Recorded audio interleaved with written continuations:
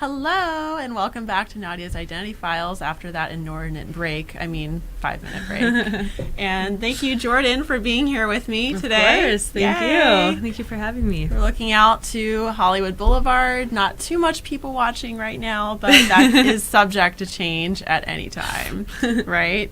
So I want to talk to you about your super exciting journey and all of the different professional identities that you wear, and also your pansexuality and how there's like an intersection between all of that, which is really cool. In terms of all of the things that you're doing, do you consider yourself to be in the pursuit of multiple paths in tandem, or does everything kind of connect to one journey? Yeah. That's a great question, first of all. A lot of people ask me that because they're like, you do so many things, Right. What's your main thing? Yeah. And for me, really the answer is that, yes, it does all connect. For me, the way that I live life is to help inspire others. And no matter which prism, I think that we all are, we're this beautiful diamond, and we're prismatic. We're not just one-sided, So I have these prisms, music, film, art, drawing. I do calligraphy. I do crystal healing. Like all of Calligraphy is hard. It's fun. I love it. Beautiful. Yeah. And so this prism, it's like whichever way it's going to shine, that's what I'm going to focus on at that moment, because if you truly live in the now moment, I feel like everybody is so multi-talented, and it's just taking hold of the talent that you have in that moment and letting it flow through you. That's amazing. Why do you think people have so much fear in being able to embrace multiple pursuits at once? I think there's a lot of fear just because of how we're programmed. As a society, we're programmed to do one thing, to work 9 to 5, to make, bring home bread for the family, and women to take care of the house. And this is stuff that has been hundreds and hundreds of years programmed into our hearts. And even now, living as a young woman in Hollywood, where it's very liberal, I'm still being, I get messages from people back home, you shouldn't be doing that. That's selfish. Stuff like that, where I refuse to go into a mold that has been pre-planned for me. Yep. Screw the molds. I'm very anti-mold. We have to, we're like clay. We should allow ourselves to be as malleable as possible and continue molding and reshaping ourselves and our journeys. Totally. That's really the best way to go. And I respect you so much for being so authentic and free in that way. We try, we're all human, we all have an ego and we have our true self. And sometimes there's anxiety and perfectionism and all those things. Nobody's perfect, but that's what makes us so beautiful. Exactly. And speaking of authenticity and beauty, I think we should check out one of your songs. Jordan is a very talented singer and songwriter, so let's take a look at your music video, What's Left to Say, shall we? This ain't a circus or a game. Since we met, they've been the same, and I'm sick of spinning circles. One step forward, 2 steps back, hanging on to what we had. Let's get off this crazy carousel. And it's hard to imagine letting this go, letting you go. And it's hard to remember a day without you. But it is what it is. I've given all that I can give. Run through hoops, told the truth, bent over backwards all for you.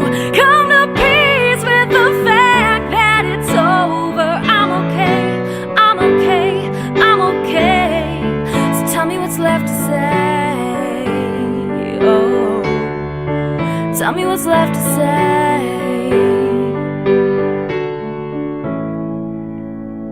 Hey babe, it's not your fault or mine. We've run our course and had our time. I guess we're not meant to be. I never thought that this could end. I'm sorry, but I can't pretend this is something we can fix. And it's hard to imagine letting this go, letting you go. And it's hard to remember a day without you. Well, my goodness, isn't that just so pretty? Thank you, ma'am. I appreciate it. Oh, you're so welcome.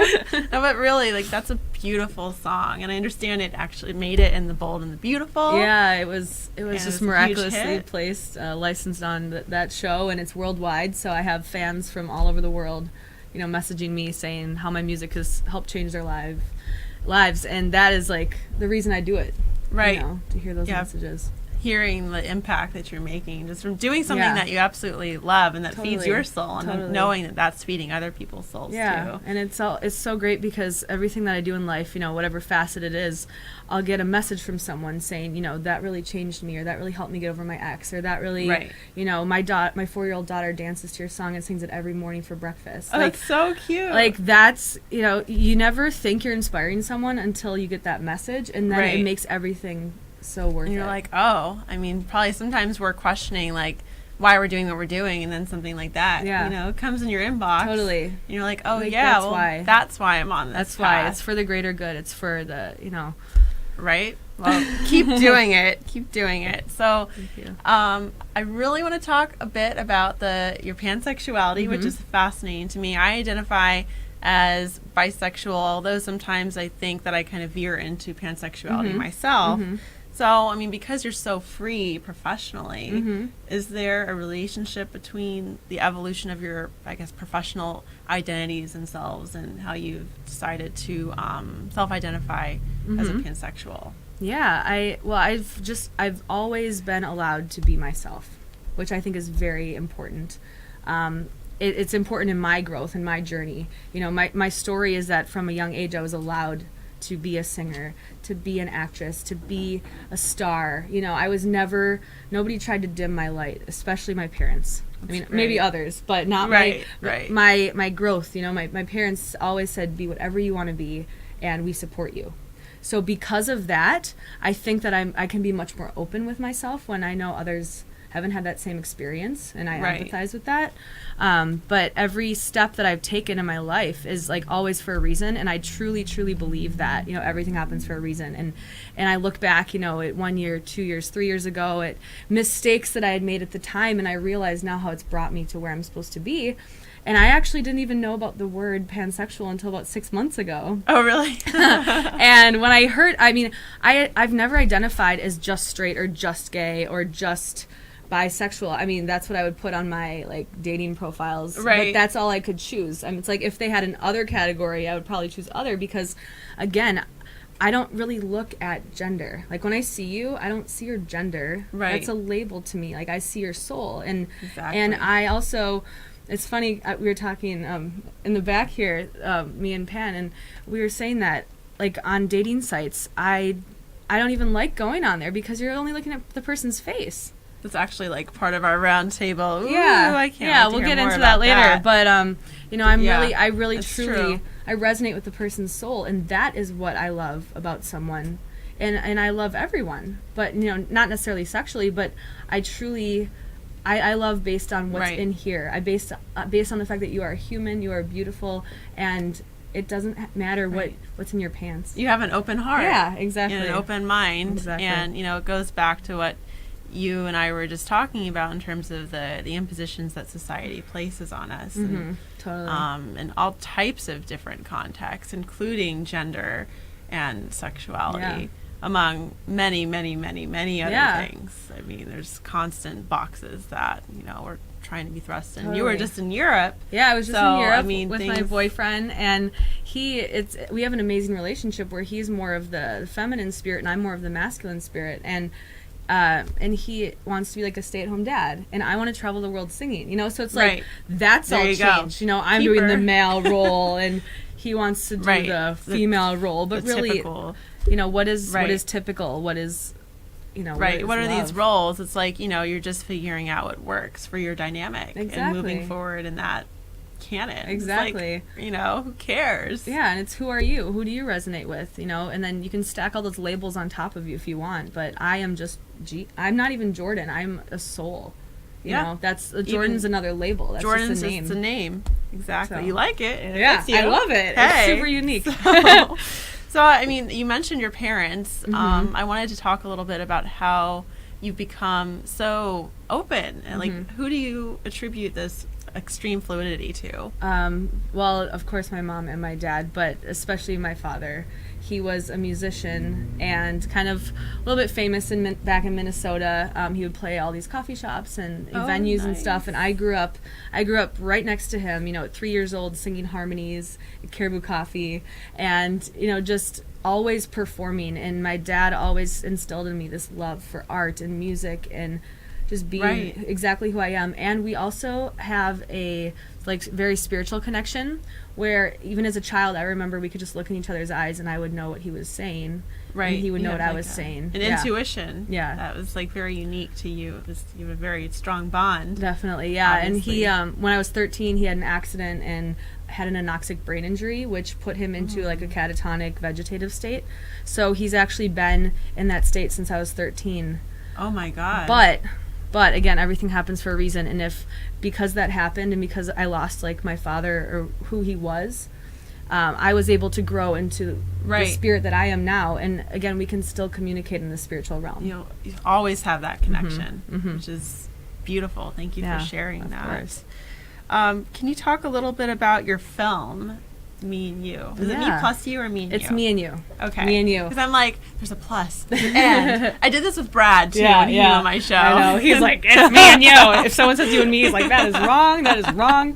I love it. But, so that film is super explorative, in many areas, and gender in the sense of, the way we self-identify, how, I guess, the evolution of self. Yeah. How could you connect that to your pansexuality? Totally. Well, while producing the film, which was written and directed by my best friend Brad Etter, we kind of work in tandem as this awesome team, of co-creators to bring, light to these to the darkness of the sexual identity. And doing this film was so beautiful because when we cast the lead character, Pierce Pope, we didn't know if he was a girl or a boy. Wow. He's an angelic cherub child. I mean, you'll see Adorable. if you watch the film. Yeah, adorable. But at the beginning, actually, a lot of people thought it was a little girl. Oh, really? And that's kind of what we were going for. Because, again, why does it matter what the gender of the child is? Soul. They're trying to discover who they truly are. And then the only reason that the child gets angry and grows up mad and separates from himself is because of society and how society has said that this is wrong. You can't draw girls. You can't play with Barbies if you're a boy. You know, it's... Right. All of these arbitrary restrictions that it's just... Why? I just don't get it. So we... we explore through film these concepts, and it's really magical. It's beautiful. And you have some really other great projects in the works, too, right? Yeah, I do. Doesn't one involve an elevator? Yes, Elevator is our next film that's in pre-production. I saw something. Really excited about that. Also, I have an album coming out. I'm going to be doing a Kickstarter for it soon. It'll be coming out in the fall. And I am releasing a new song next month called Dead Sober. And that explores on my sobriety, which I'm over 1 year sober now. And Congratulations. That's a whole nother story for another day. But hey, you can bring you back. Yeah. Well, thank you so much for your time. And obviously, we're going to have a round table with you and Pan where we can dig into these issues a little more deeply, especially with the dating app stuff. Yeah, let's do it. That's a big conversation to have. So thank you so much, and hang tight because I'm going to be coming back with MC Pan. all right.